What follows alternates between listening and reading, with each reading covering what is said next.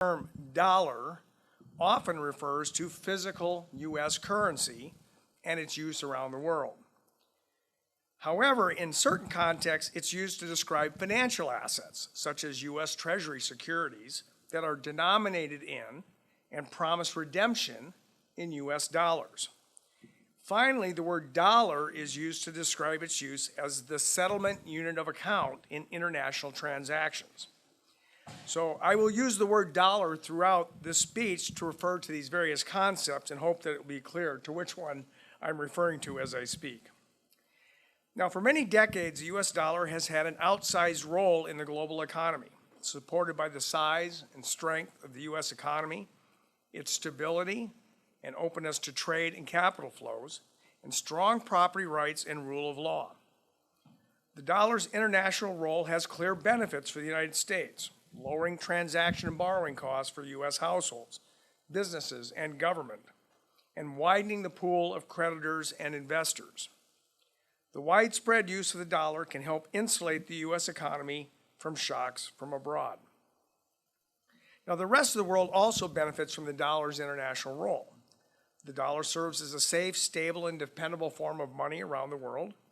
It serves as a reliable common denominator for global trade and a dependable settlement instrument for cross-border payments. In doing so, it reduces costs of engaging in international transactions for households and businesses, including those outside of the United States.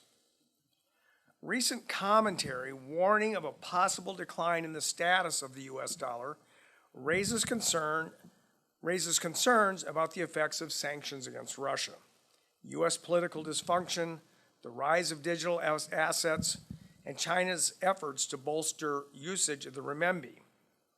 Other commentary has warned of geoeconomic fragmentation and whether trade and financial flows could align in ways that adversely affect the dollar's outsized role. So against this backdrop, it's useful to review whether there has been any change in how the dollar stacks up against the standard measures by which we assess a currency's acceptance as an international currency. Acceptance as an international currency is typically assessed along three dimensions: its use as a store of value, as a medium of exchange, and as a unit of account.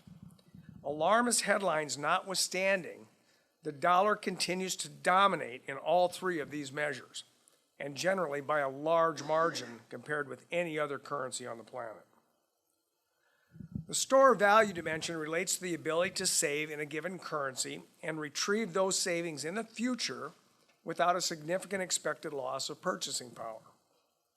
A key measure of the confidence in a currency as a store of value is its use in official foreign exchange reserves. At almost 60% of global reserves in 2022, the US dollar is by far the most dominant reserve currency. The next leading competitor to the dollar is the euro, with a share of roughly 20%. Although some have pointed to a decreasing share of reserves held in dollars, the dollar share, though down somewhat from the mid-2000s, is actually little changed from the 1990s. And while there has been an increase in the share held in renminbi, that share is trivial at about 2%. To the extent that there has been gradual diversification in reserves since the mid-2000s, it's been into a wide range of other currencies, such as Canadian and Australian dollars. The majority of global dollar reserves are held in the form of U.S. Treasury securities, with the depth and liquidity of the U.S. Treasury market reinforcing the desirability of the dollar as a store of value. Currently, foreign investors hold about 1/3 of Treasury securities outstanding. There has been a steady decline in this share, however. Foreign investors held roughly half of Treasury securities outstanding 10 years ago.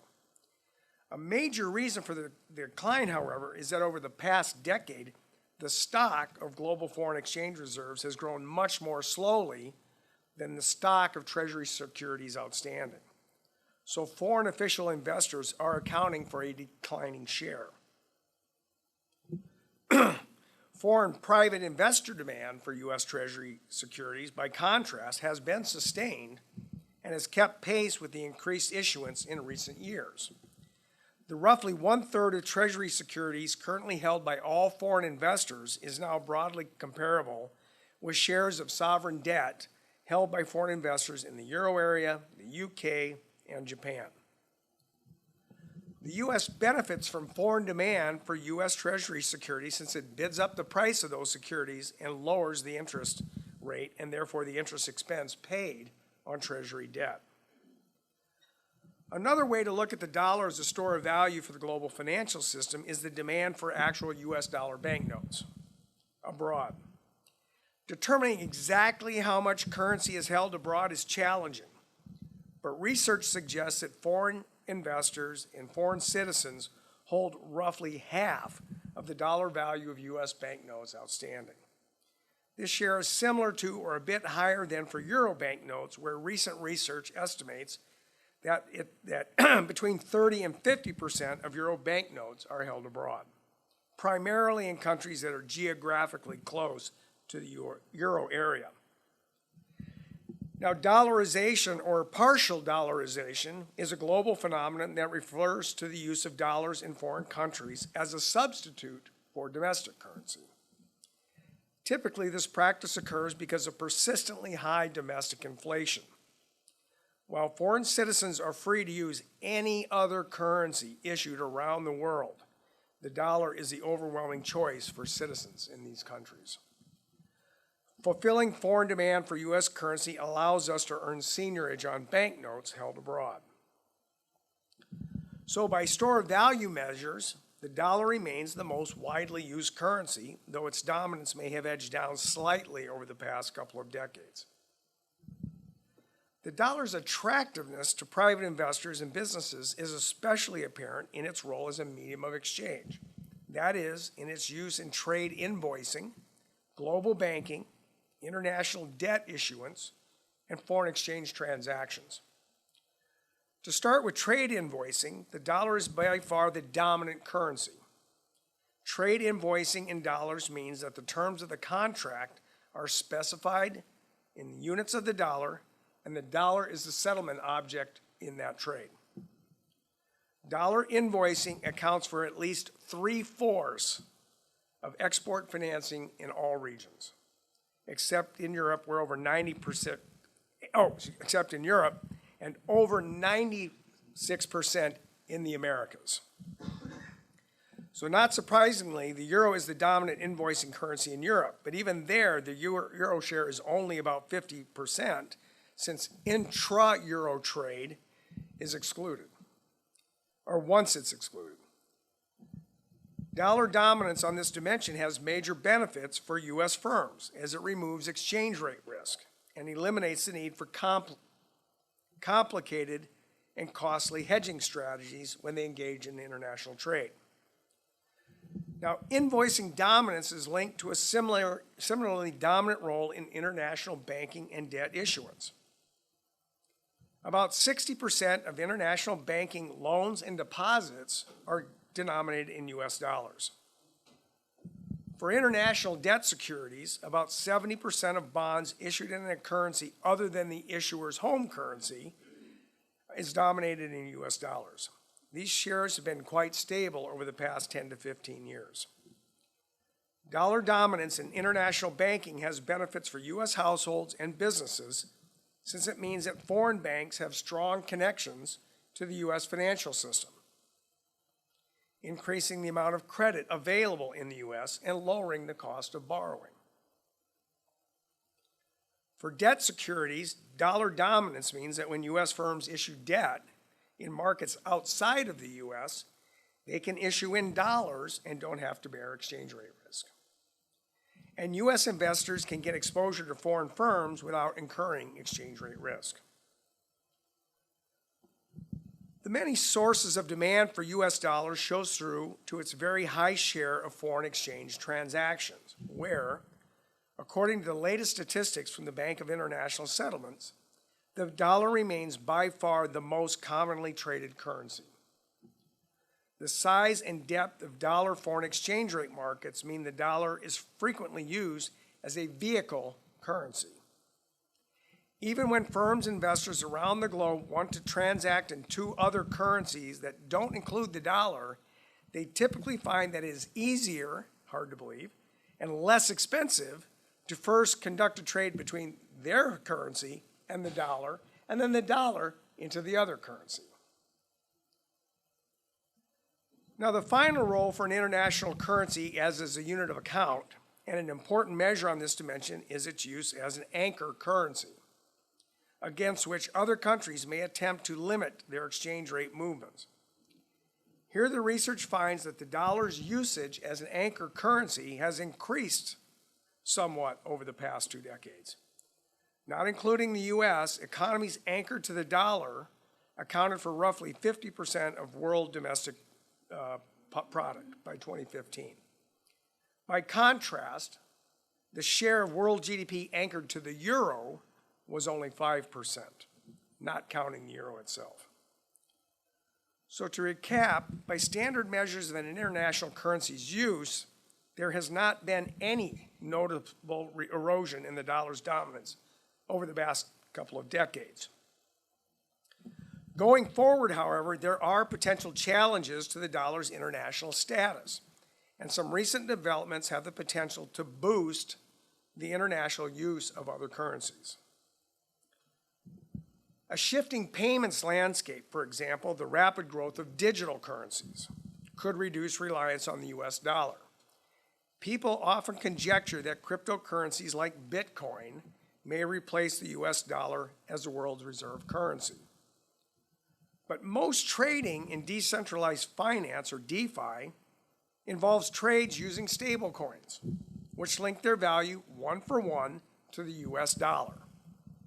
About 99% of stablecoin market capitalization is linked to the US dollar, meaning that crypto assets are de facto traded using US dollars. So it's likely that any expansion of trading in the DeFi world will simply strengthen the dominant role of the dollar in those markets. A second potential challenge to the dollar could be increased prominence of the euro, the second most widely used international currency.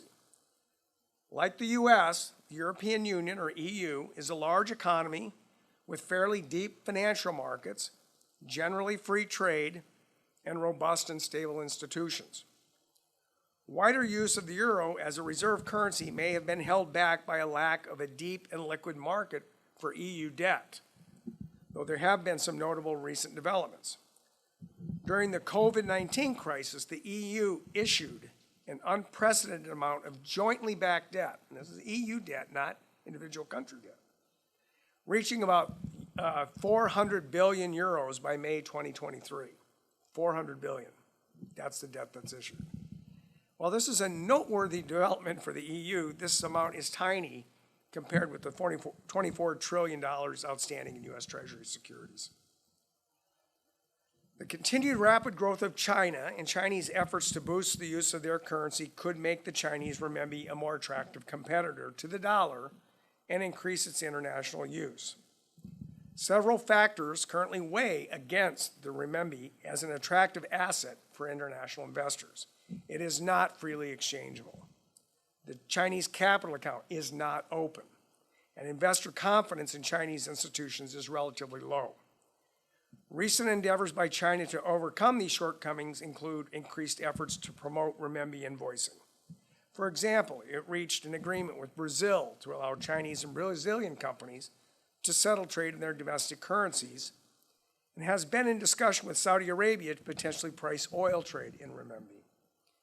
However, outside analysts generally view these agreements as symbolic and at most laying the groundwork for potential future use of the Chinese renminbi in very isolated instances. Some commentators have also argued that sanctions imposed by the United States and its allies on Russia following the invasion of Ukraine could make the dollar less attractive as a reserve currency for the United States' geopolitical adversaries. In practice, however, U.S. adversaries have few practical alternatives to the dollar, as the other prominent reserve currencies, such as the euro, Japanese yen, and British pound, are all issued by close U.S. allies who also participated in the sanctions on Russia. Where are you going to run? More generally, some worry that the dollar's role could be threatened by a move toward so-called geoeconomic fragmentation, in which trade and financial flows realign and become restricted within blocs or of allied countries. The formation of a bloc that excludes the U.S. or even explicitly seeks to counter the United States' role in the global economy could make some countries less likely to denominate international transactions in dollars. This scenario sounds alarming, but thus far trends that appear consistent with fragmentation largely can be explained by specific policy actions. One example is the dramatic reallocation of U.S.-China trade in recent years, as firms in each country decrease reliance on imports sourced from the other. While this shift has coincided with a period of heightened geopolitical tensions, the evidence suggests a much simpler explanation.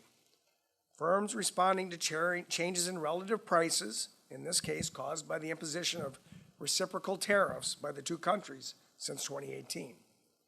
For example, while U.S. imports of tariff-affected goods from China have plunged, imports of goods not subject to tariffs have continued to rise.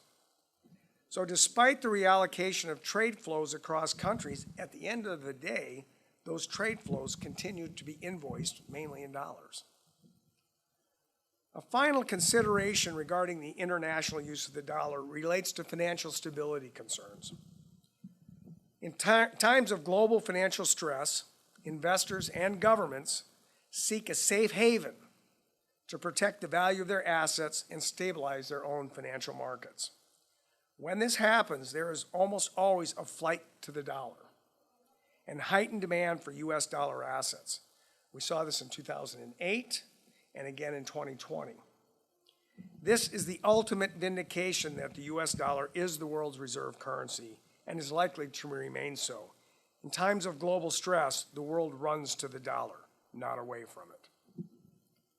So to conclude, for the reasons I've laid out here, I do not expect to see the U.S. dollar lose its status as the world's reserve currency anytime soon, nor even see a significant decline in its primacy in trade and finance. Recent developments that some have warned could threaten have status, if anything, straightened, at least so far. Thank you very much.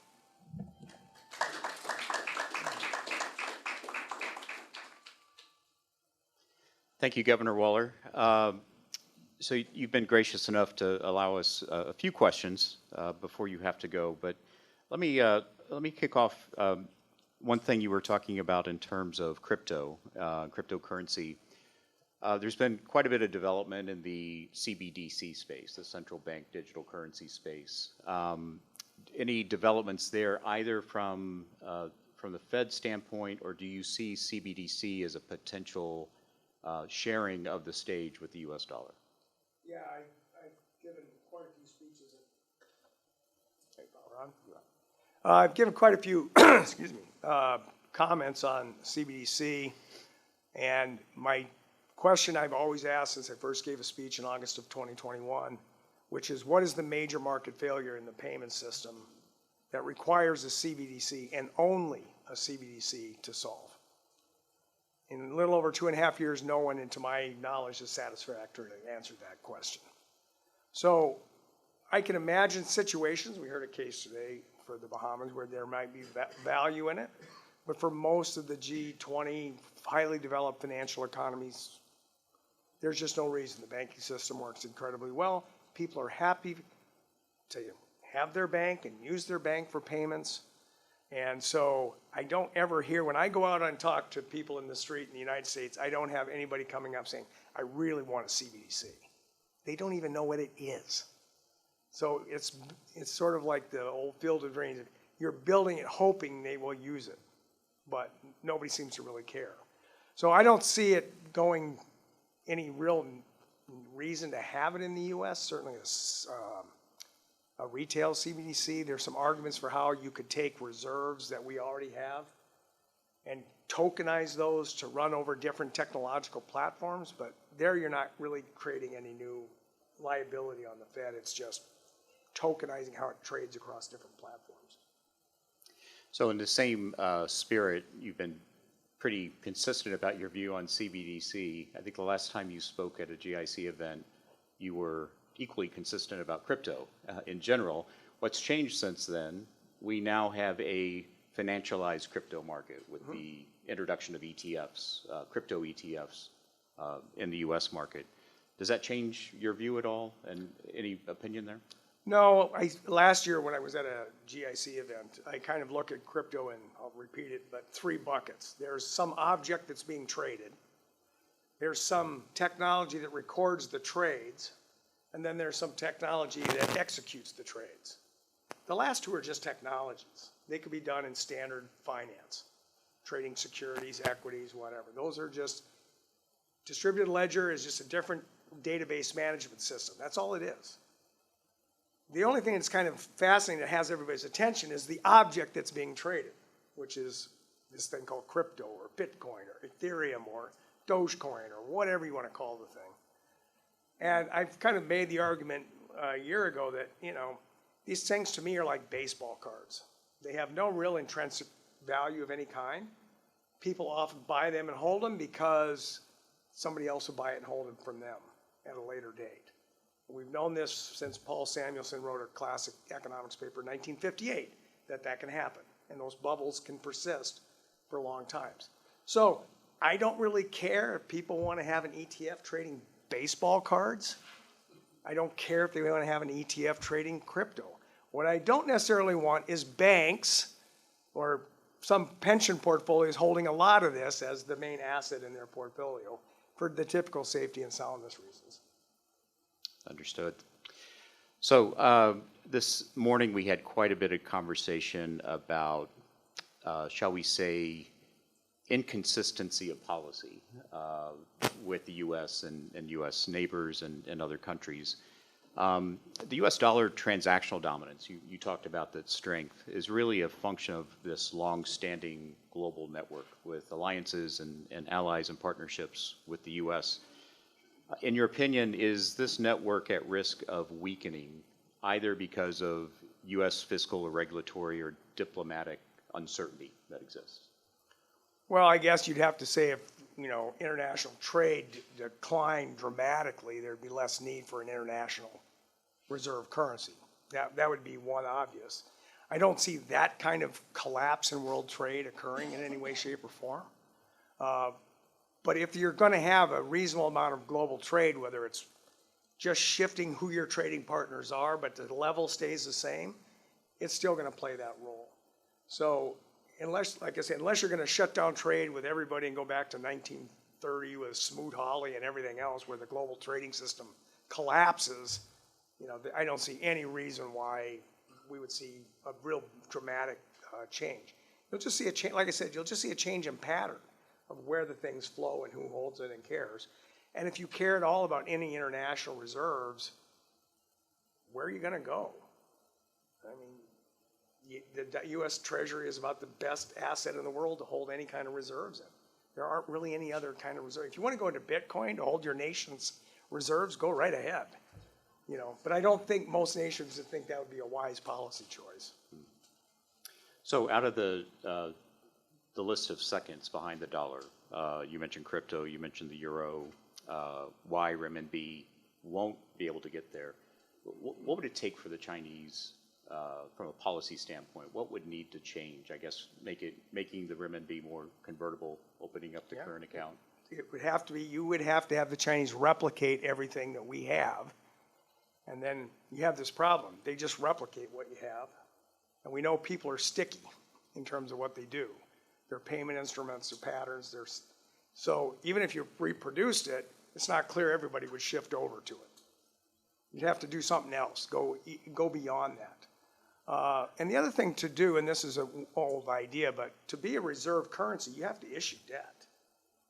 You have to issue debt to the world that they can hold. Chinese don't typically issue any debt. They're a net exporter of goods. They don't issue any real serious levels of. So what's the reserve asset you're going to hold from the Chinese? There just isn't one. So that's another reason the U.S. is going to be so dominant in this area. We're a country that's willing to issue debt, presumably pay it off. Presumably. That's not my job, that's somebody else's job, but yeah, I mean, that's kind of what people expect, that it's gonna be this stable, relatively stable asset in terms of store of value that they can hold for a long time, and in large quantities. We're talking trillions of dollars that foreign countries hold, not small amounts, trillions. So, two last questions. Could you just take us inside of the FOMC meeting on meeting days, around the table? How important is the dollar in the discussion? How does it come up? Is it in the context of dollar relative to inflation and inflation expectations? What's the role of the dollar in your policy debates? Well, the main thing would be when anything involves the exchange rate. Now, in the United States, the exchange rate is under the purview of the Treasury. It's not ours to make, when we want to control the exchange rate or set a number. That's not the Federal Reserve's job. That's the Treasury's job. All we do is say, if there's a change in the exchange rate changes, what's that going to do to trade or imports or inflation? So we simply take the outcome of some effect on exchange rates and then just study it. But we don't sit down and try to think about how we would manipulate it in some way relative to some other currency. Now, other countries do, and they certainly do exchange rate pegs. This is a critical part of the policy process, but we don't. The exchange rate is just a price. It goes up and down. It has effects from that, but we don't try to do anything to steer it in one direction or the other. And then finally, sort of related to that, what's important for global interdependence and our organization is the interdependencies that exist between monetary policy-making bodies, between the Fed and other central banks. When you're making decisions on policy, particularly with interest rates, what's the conversation around the table about what the potential impact may be on other central banks and interest rate policy around the world? Well, when I look at it very simply. Congress gave me a job through my dual mandate to do the best I can for the U.S. economy. That's what I do. That's what I think about. I know there are going to be implications spilling over to other countries through exchange rates and effects, and when they make decisions, it'll spill over to me. But we treat other countries just like I said we treat the exchange rate. We just take their actions as given. They're doing the best for their countries that they can, and my job is just to incorporate how that impacts my economy and how I'm going to respond. But I don't sit there and try and worry like, if we do this and the European Central Bank will do that or the Swiss, that doesn't happen. It's just, we don't even take that into account. Understood. Please join me in thanking Governor Christopher Waller.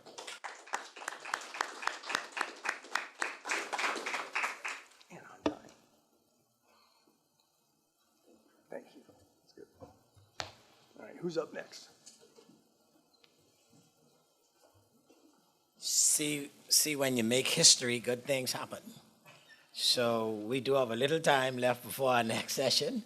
So if you wanted to go and get some coffee to keep yourself awake, you have a few minutes.